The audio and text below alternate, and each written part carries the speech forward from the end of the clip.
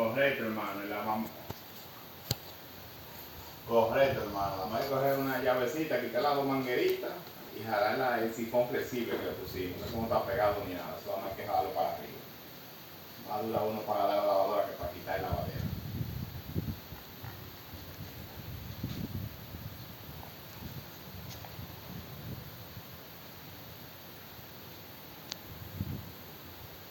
Yo lo pusiste allá.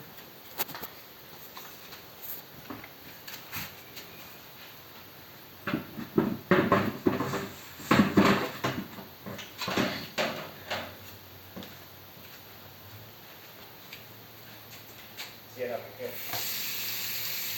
Ay, ni que te debo. Espérame, ¿Eh? espérame.